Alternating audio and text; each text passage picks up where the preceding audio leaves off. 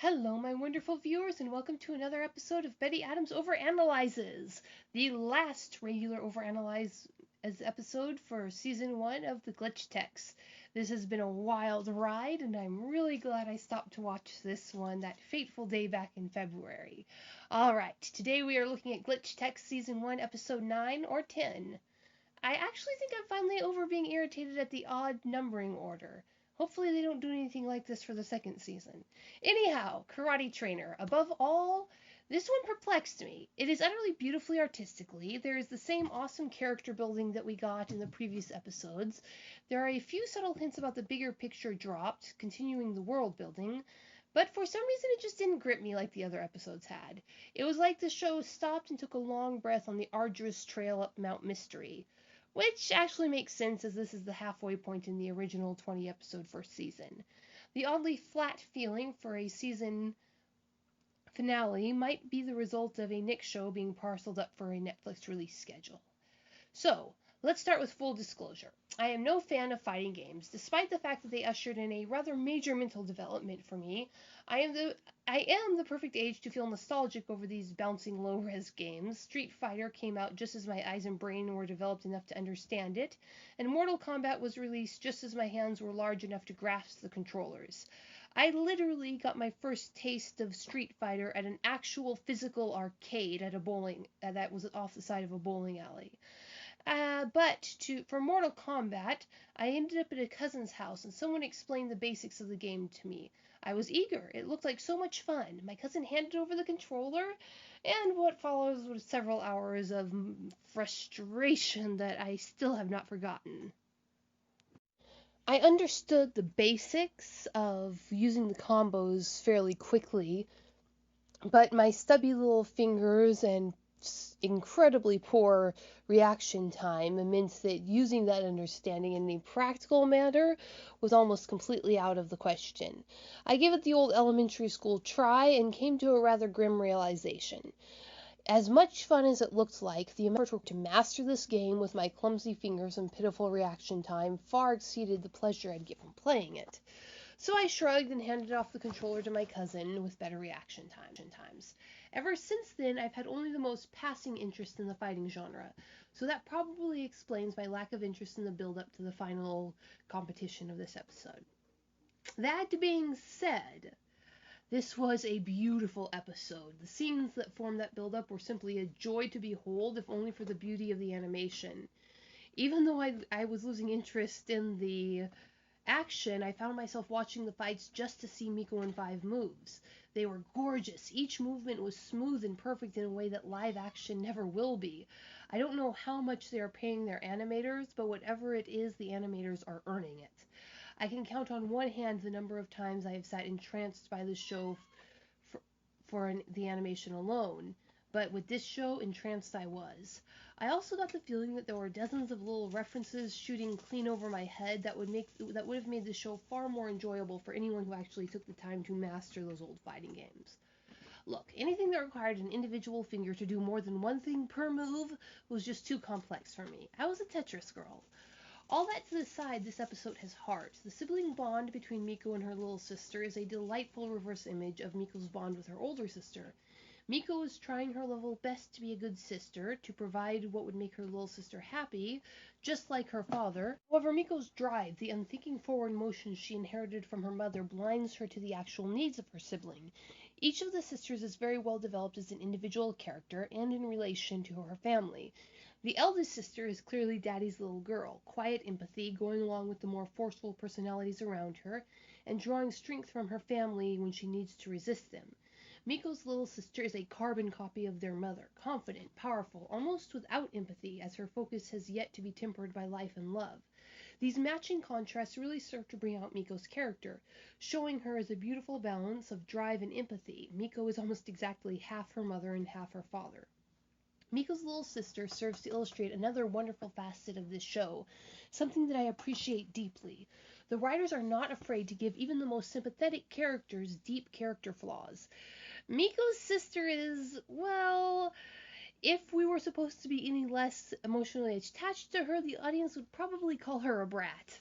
She is a perfectionist who has succeeded at everything she has tried up to this point, and the thought of failing is an emotional torment to her. It never occurs to her once in this entire episode that she has been inflicting this very torment on other people every time she won a trophy, every time she defeated them, as she did probably with it's hard to put a word on it for a kid that small, but I have been defeated in matches by girls just like that. It is not a pleasant experience. She is almost entirely without empathy for anyone outside of her immediate circle. She uses what little understanding she does have of others' emotions to force and almost bully her way into getting what she wants, and she lashes out at them when the results are not to her liking. She gets a nice arc of character growth that develops this a little bit and shows her growing out of it in the natural human way that all children do.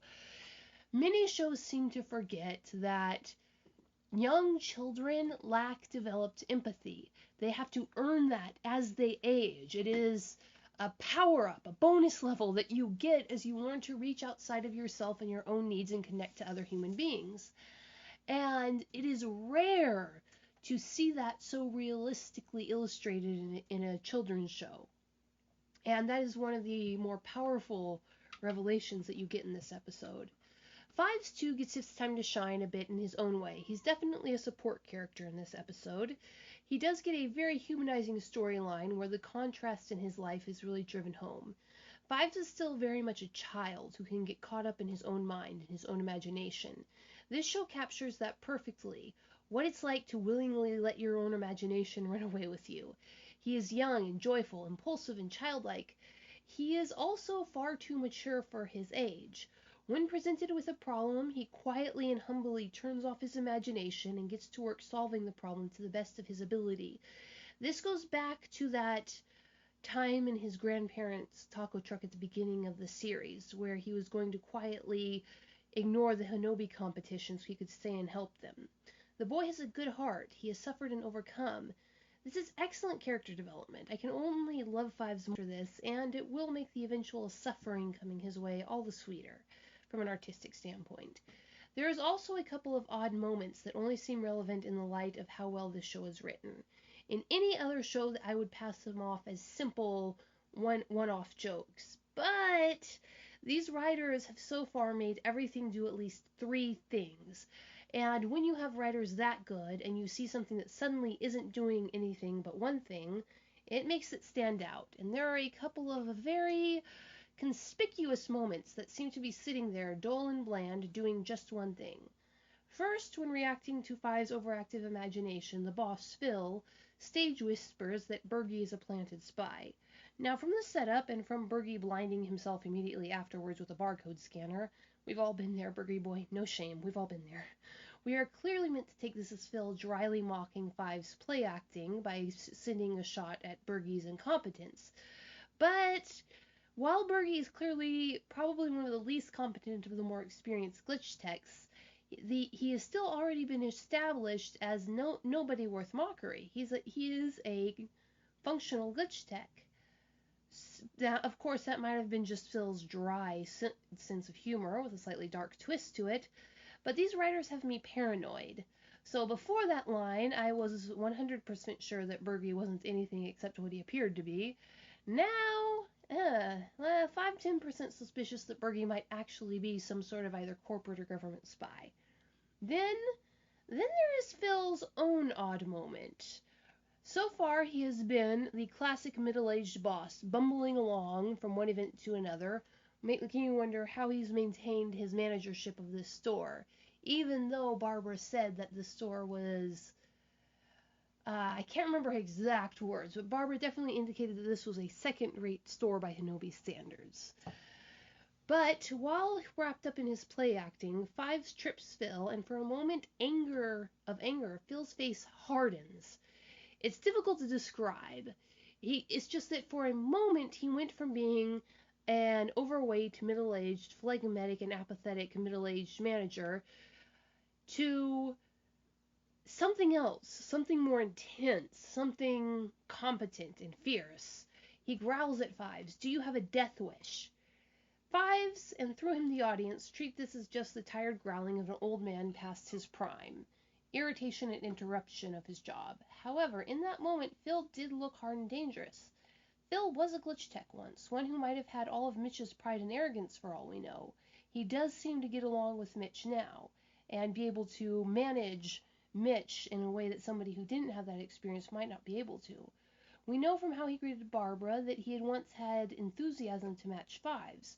We know that he is in disgrace and was put in charge of a fairly unimportant store. This scene makes one wonder why he is in disgrace. Which is the more real Phil, the more relevant Phil, the dull and vacant stare he turns on the world in general, or that momentary flash of something dangerous just below the surface? It would be consistent with the theme of the show for Phil and Birdie to be something more than what they seem on the surface, more than what we've been allowed to see so far. And yet, those are just two minor moments that just stuck out to me because they didn't seem to be pulling their weight the way that every other detail has so far in the show. All in all, this episode has some important world building, but felt slower than the others to me. But again, it is the midway point between the first and the last episodes of the season, so the breath of fresh air, the sense of rest, might have been a choice on the creator's part. A decision to ease back on the tension in preparation for the next big story arc. On the other hand, it might be that I am missing a massive chunk of the attraction of this episode and the excitement of it due to bailing on fighting games when I realized that the controls were more complicated than the ones for Tetris. So, what do you think, my wonderful viewers? Do you think this episode is just as exciting as all the others, or do you think it's a rest episode, easing the tension down so they can crank it up all the higher in the next story arc? Leave a like if you agree, and leave a comment blasting my speculation like a rogue glitch if you disagree. Hit subscribe and go over to the Teespring store if you want some weird human merch. Peace out, my wonderful viewers.